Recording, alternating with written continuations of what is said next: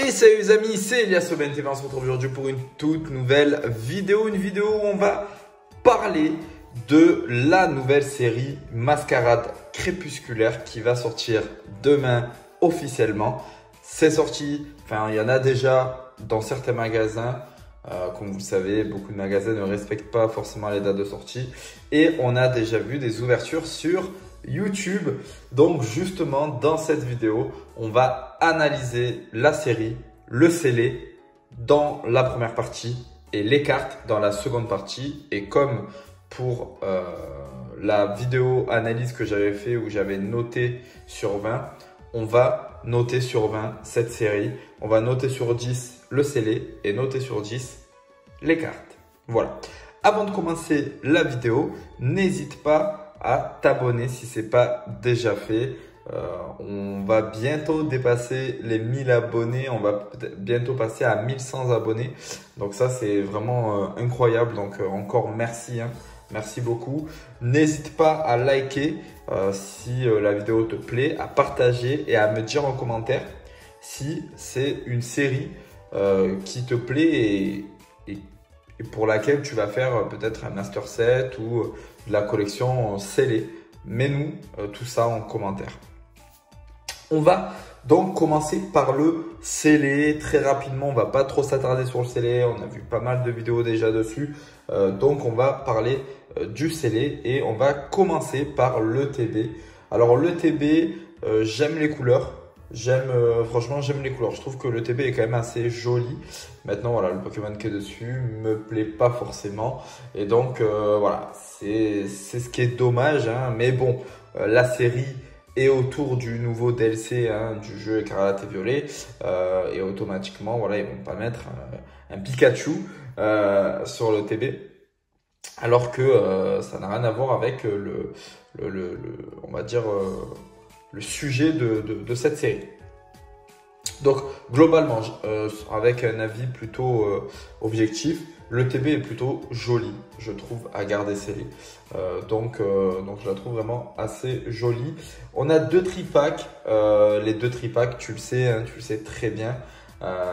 Sur les deux tripacks, il y en a un qui va peut-être avoir plus de popularité, on va dire ça comme ça. C'est le tripack avec la carte promo Ronflex. Voilà, concrètement, Ronflex, c'est un Pokémon qui est très apprécié.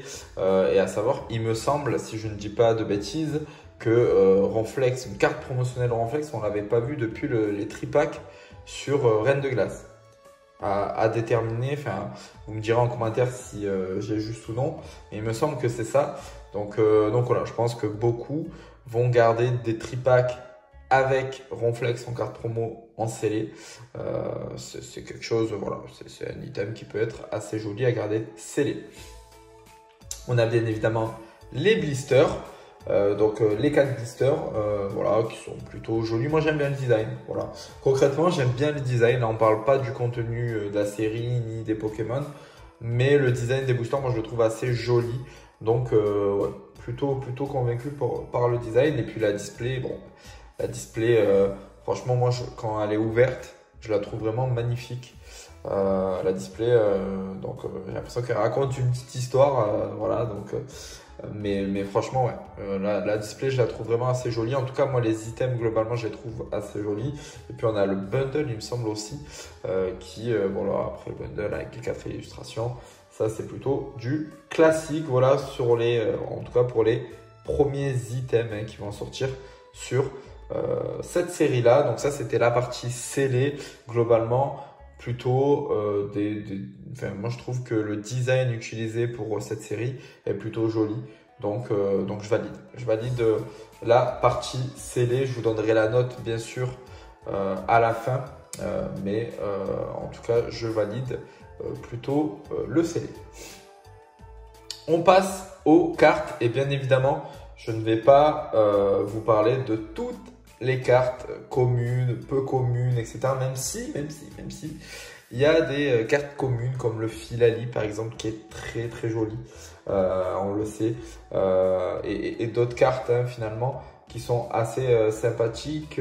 Par exemple, le Goupix, le Goupix est plutôt joli, et d'autres. Je ne vais pas vous faire toutes les communes, Mais c'est vrai que les communes sont plutôt assez jolies et assez travaillées. Donc ouais, plutôt satisfait de la partie, on va dire, carte commune non rare. Après, bon, on a les cartes X, mais ça, voilà, c'est pareil, je vais pas m'attarder là-dessus. On va direct aller donc sur les cartes qui va un peu plus nous intéresser. Alors, les cartes high-tech, hein, pour ceux qui ne savent pas, même si je sais que la majorité connaissent maintenant, parce qu'il y a eu pas mal d'ouvertures, les cartes high-tech, c'est ce format de carte rose que moi, je n'apprécie pas du tout. Voilà, d'autres étaient plutôt contents que ces cartes-là reviennent. Bon, moi, je ne suis pas hyper fan de ces cartes-là. Donc, voilà, je ne vais pas m'attarder là-dessus non plus. On a donc, on va commencer par le Scarabrut, qui est une carte qui est vraiment très jolie. J'ai l'impression que c'est un peu le même design que le Mew qu'on avait sur Destiné de Paldea. Donc franchement, je trouve le Scarabrut très joli. Moi j'aime bien. Moi j'aime bien le design. On a le Chartor. Le Chartor qui est vraiment, mais vraiment très enfin, moi je trouve que cette carte raconte une histoire et franchement je la trouve très réussie. On a bien sûr le Simiabras pour beaucoup qui fait partie des plus belles cartes finalement de la série, hein, si ce n'est la plus belle pour certains. Moi je sais que beaucoup m'ont dit que pour eux c'était vraiment on va dire la plus belle carte de la série. Moi pour moi c'est pas la plus belle, mais oui c'est vrai qu'elle fait partie des plus belles cartes de la série, donc ouais, très beau design. On a aussi le Phione. Le Phione, moi que je trouve quand même assez joli avec le fond marin. Franchement, c'est une carte qui parle. En plus, le Phione qui au centre comme ça, avec la petite lumière en fond. Franchement, enfin, je la trouve vraiment très sympathique. Le Caninos de Issui. Alors, le Caninos de Issui, hein, franchement, l'une des cartes les plus réussies de cette série. Franchement, je la trouve vraiment très jolie. Vous allez voir qu'il y a une alternative dresseur qui fait la suite justement de cette carte-là et qui est quand même assez jolie. On a le Nigirigon avec un style plutôt animé, dessin, qui est plutôt original. Moi, je passerai mon tour sur cette carte-là, mais je sais que certains apprécient, donc là, mais plutôt belle carte. Le Vénard, franchement, la Le Vénard, moi, c'est l'une de mes préférées finalement. Pourquoi? Parce que déjà, c'est des Pokémon de la première génération qu'on retrouve dessus, hein. Si on regarde d'un peu plus près, hein, on a un Ronflex, on a un Psychoquack, on a un Métamorph. Donc c'est plutôt joli. Franchement, la carte est plutôt sympathique. On a l'impression qu'on est dans un centre Pokémon. Donc ouais, plutôt agréable à regarder cette carte. Moi j'aime bien. On a le Evoli.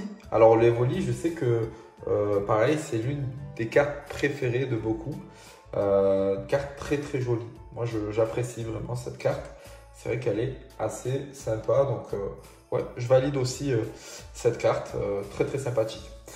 Alors les full art, je vais pas m'attarder dessus. Je suis pas hyper fan des full art, tout simplement parce que il y avait les full art de Force Temporelle que j'appréciais. Mais là, concrètement, ces full art là ne sont pas hyper jolis. Enfin moi en tout cas, je les trouve pas hyper jolis. On a le Tyrannosif par exemple. Voilà, Tyrannosif du futur, donc c'est l'épine de fer. Voilà, moi j'aime pas trop, hein, le style un peu robotique.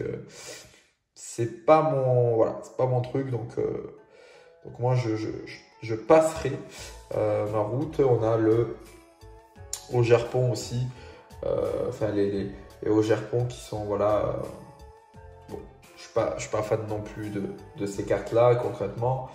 Les couleurs sont plutôt jolies, mais ouais, je suis pas hyper fan de ces cartes-là. Bon, le Amphinobi X qui est quand même incroyable. Franchement, le design, il est juste magnifique. Cette carte est vraiment très jolie. Donc ouais, plutôt sympa. On va passer à, pour moi, la plus belle carte de la série. Voilà, je vous le dis, c'est la plus belle carte de la série. Pour moi, en tout cas, après, peut-être que ça va même être la plus chère. J'ai pas envie de m'avancer là-dessus, mais le Ursa King Lune. Et franchement, qui est juste magnifique. Voilà, il n'y a pas d'autre adjectif que je pourrais mettre. Elle est magnifique. Franchement, elle est vraiment juste magnifique cette carte. On le voit en train de manger son miel et tout dans la forêt. Il y a une histoire aussi encore derrière. Vraiment une carte qui est très travaillée. Donc franchement, moi je kiffe. Moi je kiffe réellement cette carte. Pour moi, c'est la meilleure carte de la série. Là, c'est vraiment la plus belle carte de la série. Voilà, c'est tout. Et pour finir, on a la Litia, donc l'alternative dresseur, qui, si on regarde l'objectif, dans l'objectif, on voit le Caninos finalement. Donc c'est une carte quand même qui est plutôt, voilà, qui est plutôt sympa. Moi j'apprécie énormément cette carte. Voilà. Et l'histoire, à mon avis, si on met les deux cartes côte à côte, ça peut donner quelque chose de vraiment cool dans sa collection. Donc, franchement, très jolie carte. Voilà, j'ai vraiment fait, je suis vraiment allé à l'essentiel et vraiment parler des cartes vraiment qui pourraient plaire. J'en ai peut-être oublié certaines et n'hésitez pas du coup à me le dire en commentaire s'il y a d'autres cartes qui vous parlent. Par rapport à cette série-là. Mais en tout cas, franchement, moi je trouve, pour une série un peu flop entre guillemets, moi je trouve quand même qu'on a des cartes qui sont plutôt sympas. Voilà, je trouve qu'il y a quand même pas mal de cartes qui sont sympathiques. Les communes sont plutôt sympathiques aussi. Les communes, les rares sont plutôt jolies. Donc voilà, pareil, moi une série réussie, c'est quand même une série où on a des cartes et même, enfin pas forcément des ultras, mais même les petites cartes qui sont assez sympas. On a du Stickrab, du Chien Feu, du Cimabraz, du Poisson Roi, du Poisson Sirène, du Grenousse. Franchement, on a pas mal de cartes qui sont assez sympas finalement et assez réussies. Donc voilà, moi je suis plutôt on va dire satisfait en tout cas des illustrations qu'ils nous ont mis. Après bien sûr, lorsqu'on sait que, lorsqu'on voit en fait les principaux, on va dire les principaux stars et acteurs de cette série, c'est pas forcément des Pokémon qu'on apprécie. Mais au-delà de ça, on a quand même des cartes qui sont assez sympas. Et franchement, même si beaucoup ont critiqué la série en disant que ça va être un flop total, je ne suis pas si sûr que ça. Donc voilà, moi je vous dis, ce n'est que mon avis. Mais je pense que cette série n'est pas aussi moche que beaucoup le disent. Voilà. J'étais l'un des premiers sceptiques. Finalement, je pense que voilà. Je vous dis pas que je vais en acheter parce que vous savez que au niveau de ma collection scellée, je collectionne des items à l'effigie de la première et deuxième génération. Mais peut-être que je pourrais en acheter pour en ouvrir ou acheter des cartes à l'unité directement qui me plaît. Bon, voilà un petit peu mon avis sur cette série-là. Désolé hein, pour le son de ma voix, mais je parle un peu avec le nez parce que je suis un peu malade. Mais tout va bien. Donc du coup, voilà, globalement, pour moi, le scellé, pour commencer par le scellé, je mettrai pour le scellé une note de 7 sur 10. Pour la simple et bonne raison que je trouve le design des items plutôt joli. Mais on va être vraiment que sur du design parce que les Pokémon utilisés ne sont pas forcément des Pokémon appréciés. Et je descendrai même à 6. Ouais, je descendrai même à 6 Parce que finalement, 6, pour moi, ça va vraiment représenter, on est un petit peu au-dessus de la moyenne du fait que le design est très joli. Par contre, on a des Pokémon qui ne sont pas forcément appréciés sur les items, à part le Tripoc où il y a Ronflex. Et donc, c'est ce qui va faire baisser pour moi la note. Donc, globalement, l'item scellé, oui, des beaux items à garder scellés en exposition, oui, ça peut être assez cool.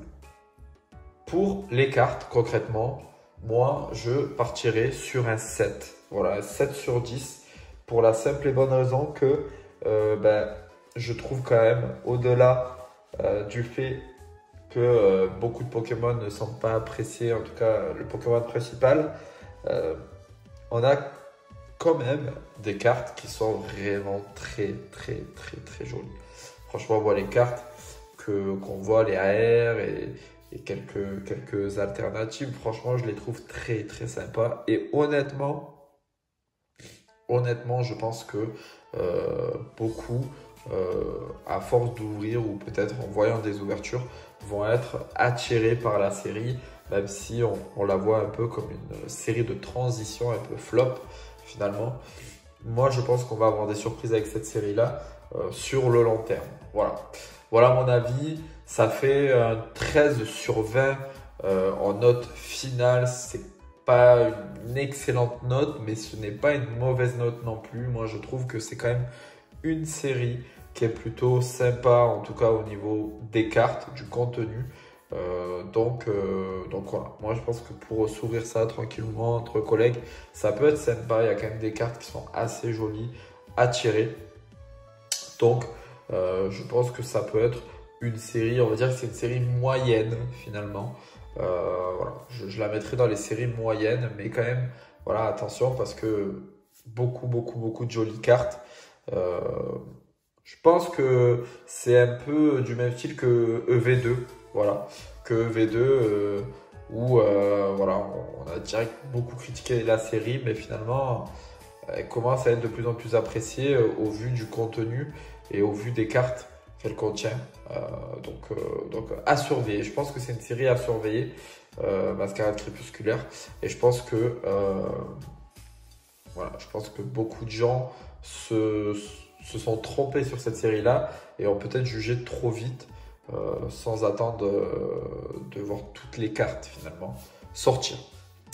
Voilà les amis, merci d'être restés jusqu'à la fin de cette vidéo. C'est vrai qu'en ce moment, je vous parle pas trop de Pokémon 150e, mais parce que c'est vrai que je vous ai donné pour moi déjà pas mal d'informations et les magasins à surveiller. Il y a continué à avoir du restock, il y a eu du restock donc dans des magasins comme Leclerc et King Jouet.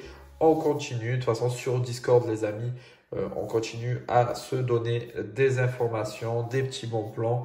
Donc voilà, n'hésitez pas à nous rejoindre si ce n'est pas déjà fait.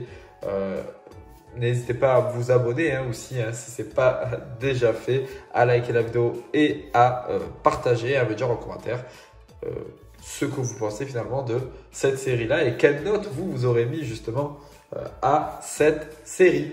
Merci les amis, c'était Elias Oben TV. À plus tard. Ciao, ciao.